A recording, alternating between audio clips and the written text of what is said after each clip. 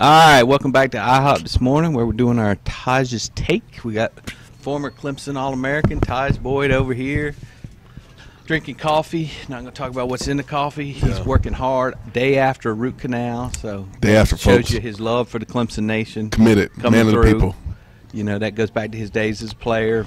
3rd and 2, 3rd and 3. Who do you want running the ball? That's it. Right here. That's the reason I lifted so many damn weights over there, Rob. You know, working out with the linebackers, working out with the linemen. I don't know why they had me running conditioner sprints with the skilled, because obviously I wasn't just a skilled. I was a big man, man. So you're making Joey Batson proud. I know, man. You know, I did see him the other day at Yoke, and he was like, "Hey, man, you've been hit. I've been like, coach. I've been hitting the cleans. I'm not quite Marquand Jones on the CrossFit scene, but I'm getting there. You know." All right, we're going to do a special bowl edition of Tajh's Take. We're going to take a look back at all the bowl experiences Tajh has, talk about the good ones, the bad ones, the gifts, all kinds of things. Tajh, let's start by having you rank your bowl games. 5 bowl games for this big guy. 5 bowl games. 2 BCS bowls. I guess one was not a BCS, it was CFP. Let's go through your bowls and rank them in order of best to worst. Best to worst. All right, so best, as most people talk about, still on a daily basis. And I'll tell you, 4th and 16 gets longer and longer each week. And I had a guy come over and was like, "Hey, man, 4th and 22 is awesome." I was like, I appreciate it, you know. You're going to be 70 and it's going to be 4th and 90, right? Absolutely, man. All right, so the Chick-fil-A Bowl was 1. All right. All right. The Orange Bowl against Ohio State was 2. Orange Bowl against West Virginia was 3. And I explained the details on how that even, obviously you would think that's the last, but it's not. The Meineke Car Care was 4. The Music City Bowl was 5. So the Snow Bowl was 5. Snow Bowl, absolutely. It was I was miserable horrific on the out there. field. Were you miserable? It was terrible, man. I thought I lived in Anchorage or Barrow, Alaska, you know. I don't know why, but on my phone, you know, I get weather updates, and I keep Barrow there just to make me feel better about myself, because when it's negative 18 here and it's only 25 here, I'm like, you know what, this is bearable. For those people over there, it's not. So perspective. Absolutely, you know, perspective. That's all it is, man. I'll start with the worst and rank them and why they were the worst. So the Music City Bowl was in Nashville, Tennessee. Obviously, Nashville, Tennessee is awesome if you're 21.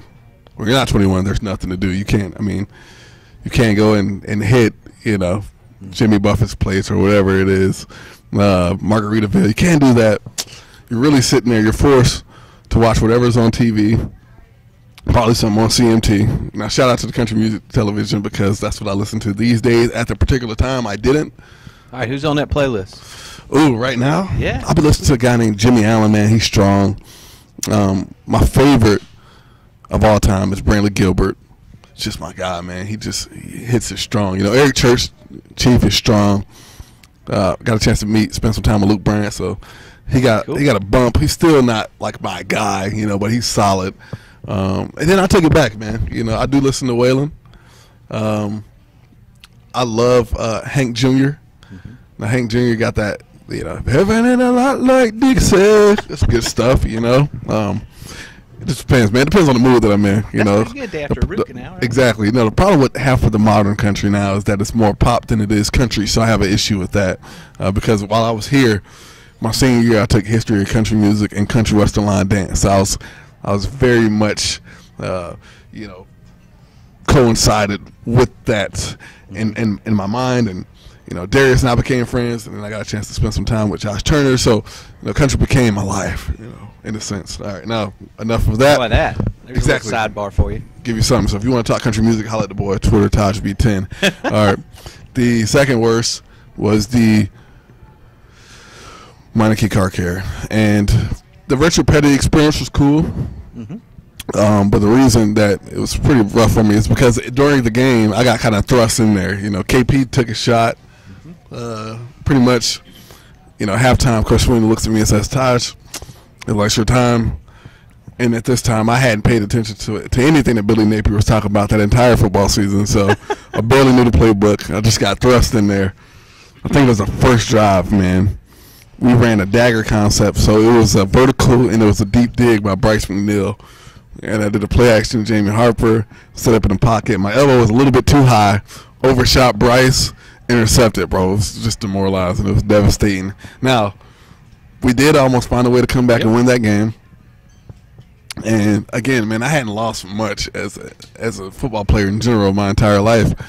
So to come that close, and D-Mac, I think, was like a couple inches away from recovering the onside kick past the 10-yard marker. We would have got the ball back, had one more shot. But, you know, we never got that. So I remember crying after the game. I actually got this video in my phone. I sent it to Quan and Christian and Daquan Bowers the other day because Daquan's grabbing me. Dalton Freeman's grabbing me. Brandon Ford is over there, you know, consoling me. And at that point, I was like, man, like, we can't sit here and take L's like this, man. So obviously that for us was a low point, was also a turning point. Because after that, there was a lot of different changes within the system, within the coaching staff. That was the same year. After that, you know, obviously we hired Chad Morris and some other guys. Kind of changed the momentum a little bit there, man. So, well, how did West Virginia game make number 3? Well, West Virginia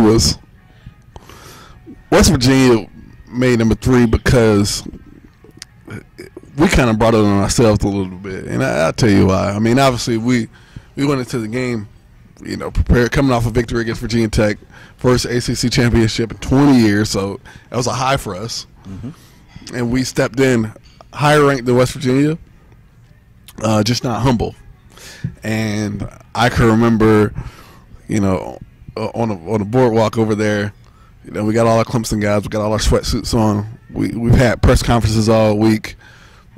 Stedman Bailey is out there with like his girlfriend or something like that. And there's a couple of guys on defense. I won't bring their names up, but they like corner Stedman, right? While he's in front of his girl. He's like, bro, you know, tomorrow, bro, it's gonna be, or you know, a couple of days it's gonna be bad for you out there. You feel me? Like you know, it's gonna be ugly, and your girlfriend's gonna be able to see the whole thing, you know. And I mean, Stedman was by himself, you know. Like, we got some big boys over here, and Stedman was just like looking down at the ground, and you know, they was trying to get into his head a little bit. I guess Stedman went and told the boys about it because, you know, obviously, in a big way. Like I said, I mean, started off strong for us. I really thought that the Ellington fumble, I still think it was a touchdown. That was a turning point. Was a turning point. I mean, huge momentum shift because I think they scored 21 points in a matter of like 2.5 minutes, like just unreal. But we went back into that locker room at halftime, and it's 49-20.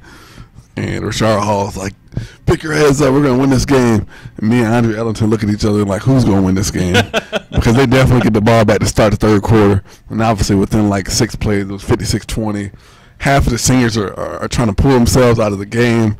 You know, they were successful in that because I was still in there. I didn't know who I was in the game with at that point. So Bruce Irvin is still sacking me right now.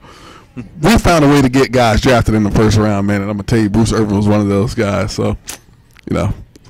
It was a memorable game, though, because it was the first, you know, at the time, BCS Bowl. Yep. So, you know, taking out the jet skis and going onto the water, really enjoying that. It was a cool experience, man. Obviously. And I'll tell you what, you know, again, when you're talking about preparation, I mean, certain things had to lead up into figuring out how we even got to that point, how we could sustain that. And I remember getting down to bowl practice. In the first couple of days, we couldn't even breathe down there. It was so hot for us. You know, we had been practicing here outside, and it was still a little chilly. Even when we went indoor, it couldn't necessarily compare to that. And I think we practiced over at St. Thomas Aquinas. And, man, I mean, we were trying to run gases. We couldn't even finish. So we weren't really in tune for that game. We weren't really in shape for that. I think some of that showed. But it was just it was a learning lesson for us in that matchup about humility.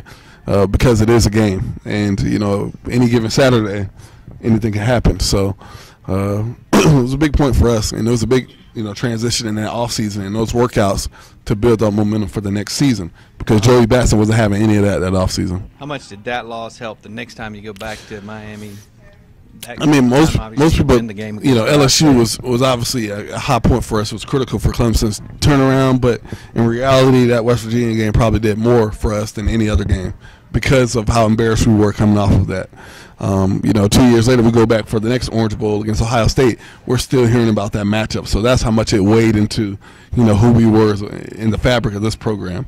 The next year, we go to Atlanta for the Chick-fil-A Bowl, and the most exciting thing was when they announced who we were playing. obviously Clemson was still trying to build into a consistent opponent, a consistent contender, and you get a team like LSU that's matched up, and the players that they had on that roster. I mean, I think out of 11 guys on defense, 10 of them got drafted. On that offense, they had Zach Mettenberger, they had Jarvis Landry, they had Odell Beckham, they had Jeremy Hill. So they had guys. So go out there against a team with the lore that they had, against Les Miles, and to go out there and get a victory was just monumental because it told the college football nation that we were here and we were going to stay. And then the Ohio State matchup, a lot of fuel from that West Virginia game, again, because in the middle of the press conferences the entire week, it was nothing about what we did that entire season, more so than it was what happened in that game. So me and Braxton Miller are sitting there, and we're talking about the game. And instead of us talking about Ohio State, we're still talking about that WV game. And I was like, my goodness, man. So we had to do something about it. And it was fun, man. That game right there, because it was Ohio State, because of how much Ohio State means to me, it was big. You know what I mean? Like, for the people that don't know, the reason I even wore number 10 was because of Troy Smith. So to know how close Jim Tressel was to grabbing me over there, to know how much I loved Ohio State, to go out there and play those guys was pretty awesome, man. So it's a pretty special deal because some of those guys that I was competing against were guys that I had known throughout my whole recruiting process, way before I met Rod McDowell, way before I met Malachi Goodman. So those were still some of my homies, you know. So to go out there and get a victory was pretty special. And again, everything was special for us because it was like uncharted territory here. You know, now it becomes the norm. I mean, you win 4 ACC championships in a row, and this, you know, the support base has become stagnant because it's like, you know, we're going to save our money for Santa Clara, you know. So, but I remember when we were just trying to scrape it together and trying to get, you know, 10, 11 wins. So it's amazing because this is I mean, obviously everything's been building, but it's been a short span here. I mean, we're talking a matter of 8 years. Yep. And Clemson's here. Well, how, as a media member, once we went to that first BCS bowl game, we were like, man, and then you just compare it with the other experiences. It's like, you know, night and day. It's like, as a player, how much does that motivate you once you go through that experience to say, this is where we want to be every year? Well, I think it does a lot, and especially when Clemson's able to go and grab recruits that they grab when they're, because I mean, that's something to talk about. When you break it down on paper and say, hey, kid, where do you want to go? We've been here.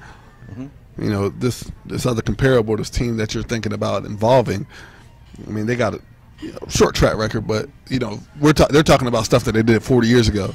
And that's the difference. I mean, most of these universities that Clemson has faced or in conversation with from an elitist standpoint are teams that aren't here now.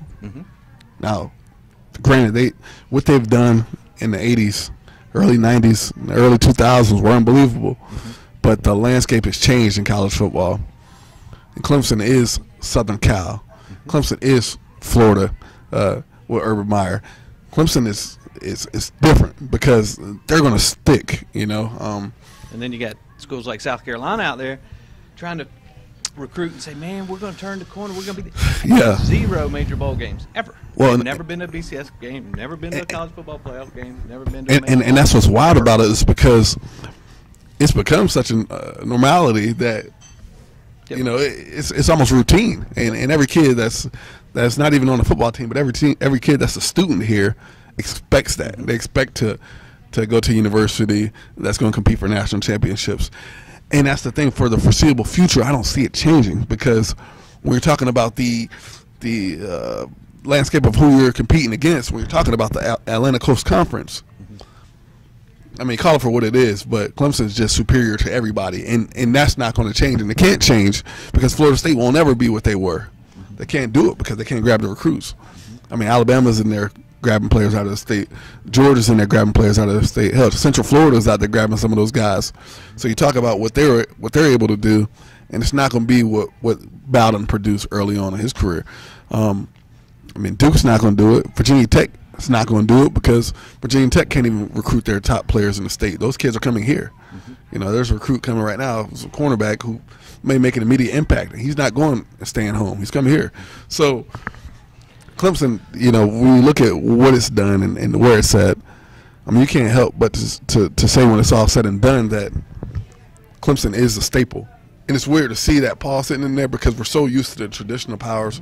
We're so used to seeing the Michigans, the Ohio States, the Southern Cals, the Floridas, the Florida States. That Paul, it seems somewhat surreal because, again, 8 years ago, this wasn't a place that you wanted to come because it just didn't make sense at that time, So, all right, we're going to finish this up with a little lightning round, Taj. We're going to do quick hit, quick question, quick answers, just, again, tied to bowls.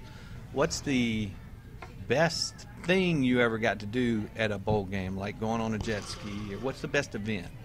The Richard Petty experience. Richard Petty? Yeah. No, NASCAR, I tell you, just quickly, don't give it enough credit. I sit there and I watch it on TV and I'm like, my goodness, this is the drag. And then you get out there and it's really a drag. Like you're flying. It's almost like a drag race. So those guys hitting 100 coming around those curves. I mean, thank God I didn't eat anything because I would have threw up on the driver next to me. Made it pretty remarkable. Yeah. All right. Which bowl game gave you the best food? Ooh, Miami the first time against West Virginia with the Fogo de Chao.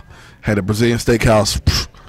Oh, man. I think the coaches had those stone lobsters or stone crabs or whatever it was, but Fogo de Chao was good enough for us. So I haven't been to another like it, so, it's pretty good. Best bowl gift? Bowl gift. That acoustic guitar that I never played, We're going to break that out for you on one of these podcasts. Yeah. Get you in the studio. I'm telling you, man, I just need to record a Christmas album, since we're almost here. I'm assuming it's going to be country? Yeah, absolutely, man. Taj's Country Christmas. I can't wait to sell that. We'll sell that for you. Yeah, absolutely. What's the best moment you remember of a coach or a player or something just behind the scenes from any of your bowl experiences? Oh, it was Coach Sweeney's and his team's victory against, I want to say it was Oklahoma, in the Orange Bowl. After the game, I had an embrace with Coach Sweeney, man, and he just told me how much I meant to him, man. That was pretty special, And then obviously, it wasn't any of my memories. Right. It was seeing Deshaun and them, win that national championship, all of those things, because, ultimately we all feel somewhat tied to that. So, our bowl games were cool, but to go out there and see those guys live out their dreams and get it done was even better. All right, speaking of bowl games, we are headed out to Dallas, of course, TCI, taking a big crew out there. Taj is going to be out in Dallas. We'll certainly hook up with him, do Absolutely. some Taj's takes out there. Shout out to TCI. There you go. Team TCI, Taj will join us. Stay tuned to TCI for the rest of the month as we bring you right up to coverage of the Cotton Bowl.